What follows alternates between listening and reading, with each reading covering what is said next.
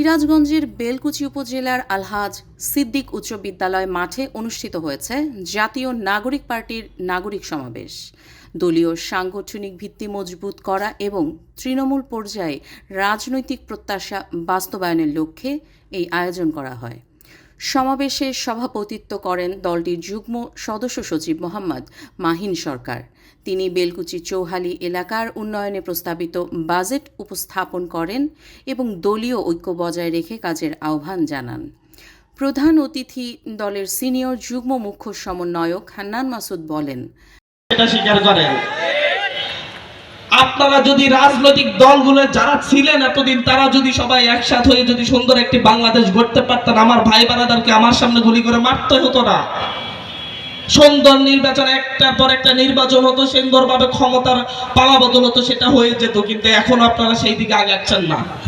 এখনো বলেন নির্বাচন কমিশন যেভাবে ছিল আগে সেভাবেই হবে, নতুন ভাবে হওয়া লাগবে না।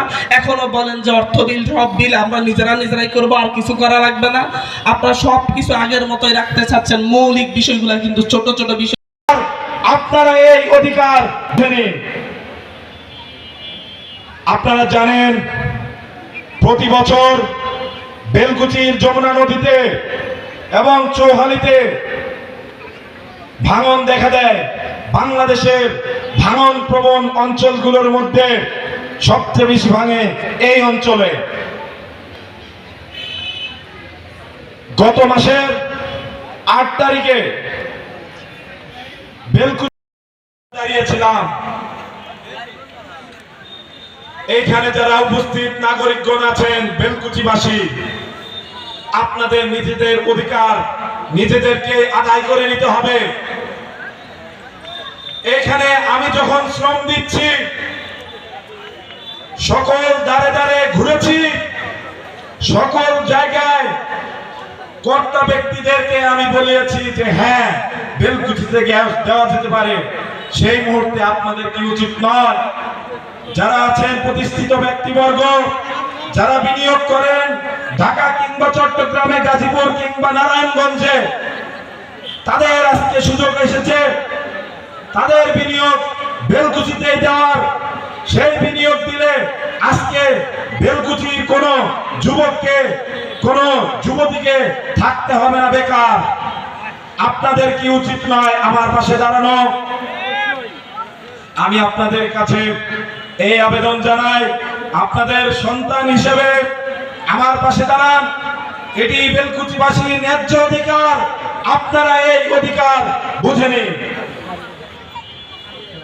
আপনারা জানেন প্রতি বছর বেলকুচির যমুনা নদীতে এবং চৌহালিতে ভাঙন দেখা দেয়। বাংলাদেশের ভাঙন প্রবণ অঞ্চলগুলোর মধ্যে সবচেয়ে বেশি ভাঙে এই নির্বাচনে আমরা বেলকুচিতে এনসিপির শক্ত অবস্থান জানান দেব ইনশাআল্লাহ। বেলকুচিবাসী রাজি আছি তো? ইনশাআল্লাহ আগামীতে আমরা মাহিন ভাইকে বেলকুচি থেকে নির্বাচিত করব এবং আজকে হান্নান মাসুদ ভাই এবং আমাদের অন্যতম নায়ক আমাদের ইফাত রশিদ ভাই তারা আসছে। মনে রাখবেন মহাত্মা গান্ধী এখানে এসেছিল, ৭১-এ শেখ মুজিবুর রহমান, তাজউদ্দিন আহমেদ, মৌলানা ভাসানীরা সিরাজগঞ্জে এসেছিল। সিরাজগঞ্জের অন্যতম সন্তান মৌলানা ভাসানী সারা জীবন গণমানুষের কথা বলেছেন। সেই ধারাবাহিকতায় আজকে মাহিন ভাইকে সামনে রেখে হান্নান মাসুদ ভাই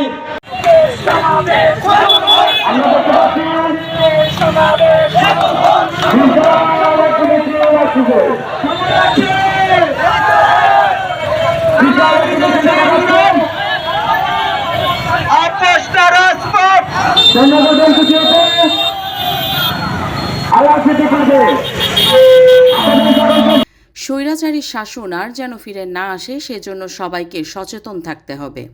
বিশেষ অতিথি যুব সংগঠক মোহাম্মদ ইসমাইল হোসেন সিরাজি যুব সমাজকে দেশপ্রেমে উদ্বুদ্ধ হওয়ার আহ্বান জানান। এছাড়া স্থানীয় সমন্বয়ক মুসা হাশেমি সবার খোঁজ খবর নেন ও শুভেচ্ছা জানান। সমাবেশে রাজনৈতিক নেতৃবৃন্দ, জনপ্রতিনিধি ও সাধারণ মানুষের উপস্থিতি ছিল উল্লেখযোগ্য। বক্তারা তৃণমূলে গণসংযোগ ও গণতান্ত্রিক আন্দোলন জোরদারের প্রত্যয় জানান। তথ্যচিত্রে সত্তার আব্বাসী, সিরাজগঞ্জ প্রতিনিধি, দৃষ্টি কাজী, বাংলাদেশ নিউজ টুডে।